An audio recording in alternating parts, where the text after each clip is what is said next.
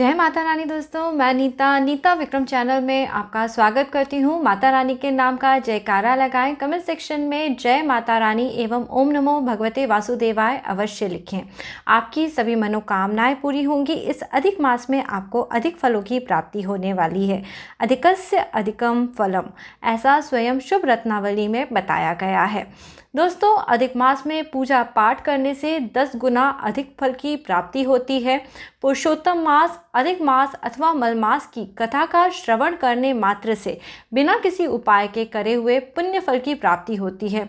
भगवान श्री कृष्ण के रूप का ध्यान करना, उनके चरणों में अपने सर्वस्व का समर्पण करते हुए सभी कुछ भक्ति भाव के साथ ग्रहण करने से जीवन में कोई भी पुरुष अथवा स्त्री दुख नहीं पाते हैं, बल्कि उनका सुख सौभाग्य बढ़ता जाता है। धन धान्य और ऐश्वर्य की प्राप्ति होती है। आज हम अधिक मास के 5वें अध्याय की कहानी को सुनने वाले हैं। यह अधिक मास परम पुण्य फलदायी है। श्री हरि विष्णु का अति प्रिय मास है।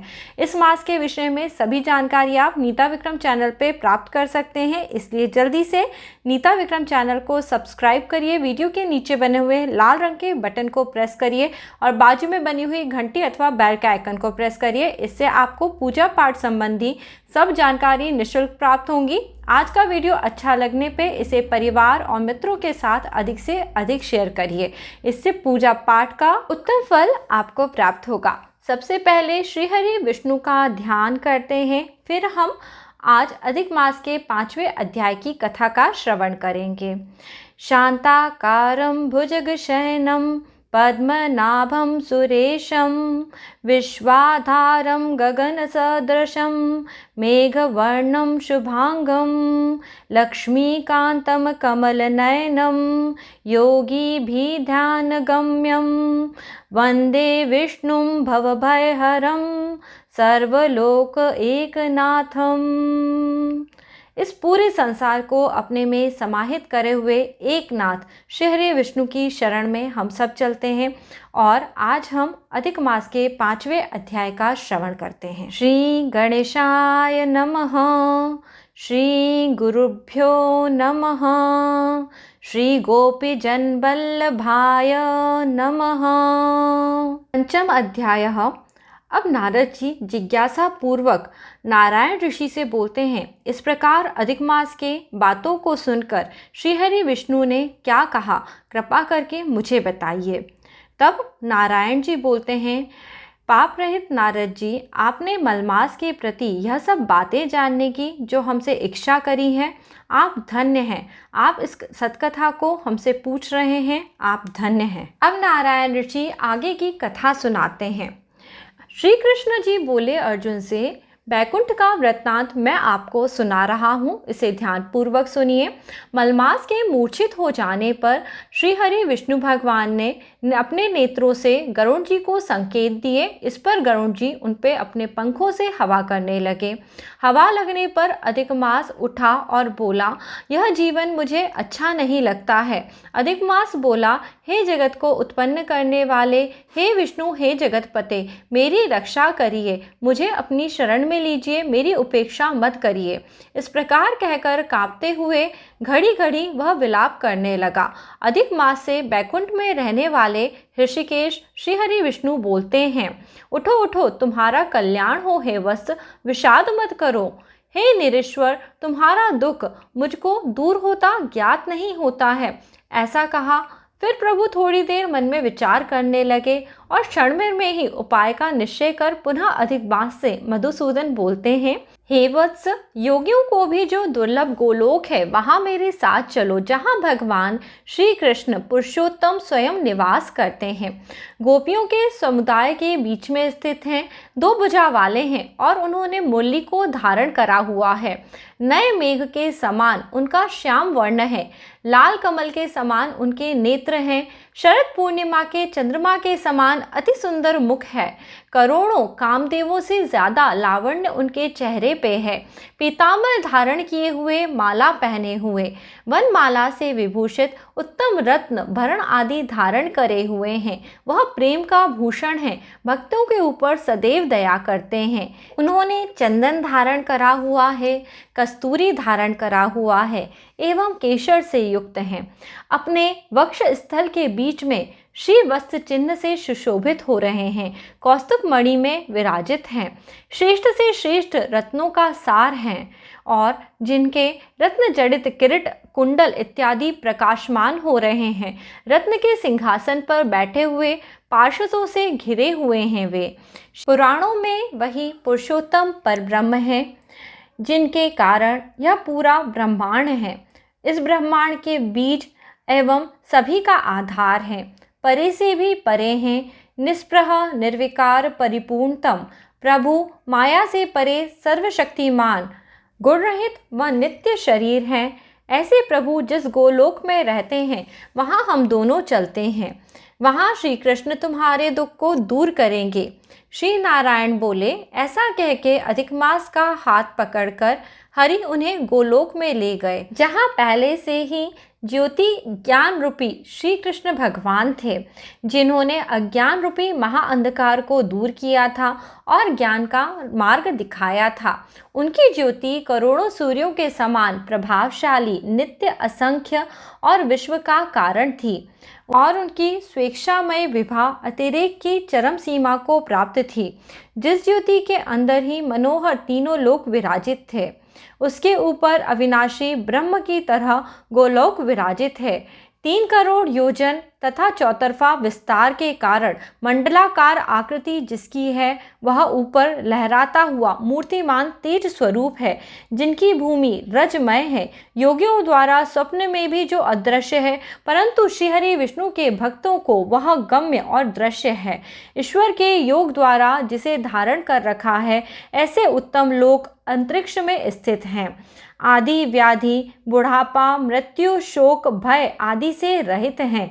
श्रेष्ठ रत्नों अथवा अनेक मकान वहाँ शोभित हैं। उस गोलोक के नीचे 50 करोड़ योजन के विस्तार के भीतर दाहिने बैकुंठ और बाएं मनोहर शिवलोक स्थित है। 1 करोड़ योजन विस्तार के मंडल पर बैकुंठ शोभित है। वहाँ सुंदर पीतांबरधारी वैष्णव रहते हैं।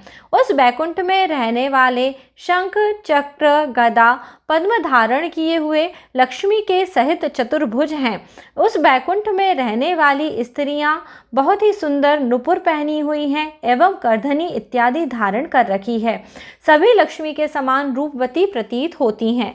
गोलोक के बाईं तरफ शिवलोक है, उसमें 1 करोड़ योजन का विस्तार है। यह प्रलय शून्य है, सृष्टि के पार्षदों से युक्त रहता है। बड़े भाग्यवान शंकर जी के भक्त वहाँ निवास करते हैं। शिवलोक में रहने वाले सभी लोग सर्वांग भस्म को धारण करते हैं। नाग, यज्ञोपवीत इत्यादि पहने हुए रहते हैं। अर्धचंद्र के अतिरिक्त उनके मस्तक की शोभा बढ़ाते हैं। त्रिशूल और पट्टिशीधारी सर्वगंगा को धारण किए वीर सभी शंकर के समान भाग्यशाली प्रतीत होते हैं। गोलोक के अंदर अति सुंदर एक ज्योति है। यह ज्योति परम आनंद को देने वाली है, बारंबार परम आनंद का कारण है। योगी लोग बार बार योग द्वारा ज्ञान चक्षु में आनंद की प्राप्ति करके इसी ज्योति का ध्यान किया करते हैं।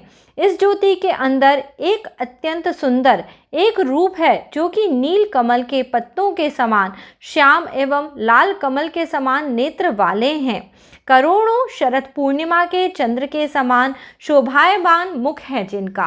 करोड़ों कामदेव के समान सौंदर्य एवं लीला का सुंदर धाम है। यह है 2 भुज वाले मुरलीधर, हाथ में धारण करे हुए और मंदहास युक्त पीतांबर धारण करे हुए, श्री विस्त चिन्ह से सुशोभित वक्ष स्थल वाले, कौस्तुभ मणि से शोभित हैं। करोड़ों उत्तम रत्नों से जड़ित चमचमाते किरीट और कुंडलों को धारण किए, रत्न के सिंहासन पर विराजमान, वनमाली से सुशोभित होते हुए श्री कृष्ण नाम वाले पूर्ण परब्रह्म हैं। अपनी इच्छा से इस संसार को नचाने वाले हैं, सबके मूल कारण हैं, सबके आधार हैं। परे से भी परे हैं। छोटी ही अवस्था वाले निरंतर गोप वेश में धारण किए हुए करोड़ों पूर्ण चंद्रों की शोभा से युक्त भक्तों के ऊपर दया करने वाले, निष्प्रह निर्विकार यानी विकार रहित परिपूर्णतम स्वामी, रासमंडल के नीचे बैठे हुए शांत रूप रास के स्वामी, मंगल स्वरूप मंगल करने के योग्य, समस्त मंगल के मंगल, परमानंद के राजा, सत्य रूप, कभी भी नाश न होने वाले विकार रहित, समस्त सिद्धों के स्वामी, संपूर्ण सिद्ध के स्वरूप, सिद्धियों के दाता, माया से रहित ईश्वर, गुण रहित नित्य शरीरधारी, आदि पुरुष, अव्यक्त अनेक हैं नाम जिनके, अनेकों द्वारा जिनकी स्तुति की जाने वाली है, नित्य स्वतंत्र अद्वितीय शांत स्वरूप, भक्तों को शांति देने वाले, इस प्रकार के परमात्मा को शांति प्रिय, शांत और शांत परमात्मा विष्णु भक्त भी ध्यान करते हैं। इस प्रकार के रूप वाले भगवान कहे जाने वाले आनंद श्री कृष्ण चंद्र हैं। इस प्रकार से नारायण मुनि बताते हैं। और श्री हरि विष्णु एवं अधिक मास का गोलोक में आगमन होता है। इति श्री ब्रह्म नारदीय पुराणे श्री नारायण नारद संवादे पुरुषोत्तम मास महात्म्ये विष्णु गोलोक गमने पंचम अध्यायः।